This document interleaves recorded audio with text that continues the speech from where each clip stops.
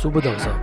SL කාසෙල් YouTube channel එකෙන් අද අපි බලමු වාහනයක් හරියටම කොහොමද ජම්ප් ස්ටාර්ට් කරන්නේ කියලා.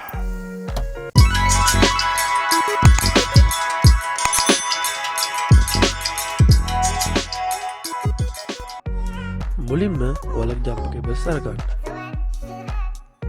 ඊට පස්සේ වාහන දෙකේ බැටරි සම්බන්ධ කරන්න පුළුවන් දුරකින් වාහන දෙක නවත්ත ගන්න. මුලින්ම ඔයාලගේ පොසිටිව් කේබල් එක අරගන්න. ඒක කෙලවරක් බැහැපු බැටරිය පොසිටිව් ටර්මිනල් එකට සම්බන්ධ කරගන්න. අනිත් කෙලවර හොඳ බැටරිය පොසිටිව් ටර්මිනල් එකට සම්බන්ධ කරගන්න. ඊළඟට නෙගටිව් කේබල් එක ගන්න. ඒක හොඳ බැටරියේ නෙගටිව් ටර්මිනල් එකට සම්බන්ධ කරගන්න. නෙගටිව් කේබල් එකේ අනිත් පැත්ත කෙලින්ම බැටරියට සම්බන්ධ කරන්න එපා. ඒකට හේතුව නෙගටිව් කේබල් එක සම්බන්ධ කරනකොට ස්පාර්ක් එකක් ඇති වුණොත් ගිනි ගන්න පුළුවන්. ඒක නිසා වාහනේ එන්ජින් බ්ලොක් එකට හරි වාහනේ ෆ්‍රේම් එකට හරි නෙගටිව් කේබල් එක සම්බන්ධ කරගන්න.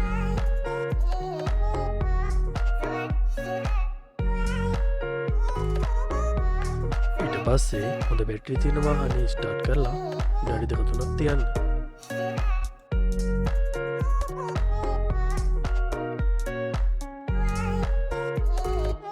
දැන් බැහැපු බැටරි තියෙන වාහනේ ස්ටාර්ට් කරන්න. ජම්පර් කේබල්ස් ගලවනකොටත් එකින් එක ගෑවෙන්නේ නැතුව පරිස්සමෙන් ගලව ගන්න.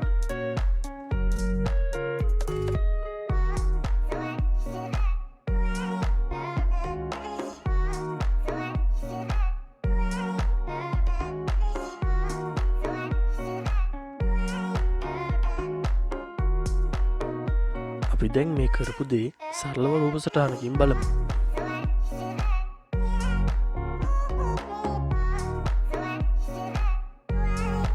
මේ වීඩියෝ ගැන ඔයාගේ අදහසත් පහලින් කමෙන්ට් කරගෙන යන්න. මේ වගේ තවත් වීඩියෝ බලන්න SL කාසෙල් අපේ YouTube channel එක subscribe කරලා තියාගන්න.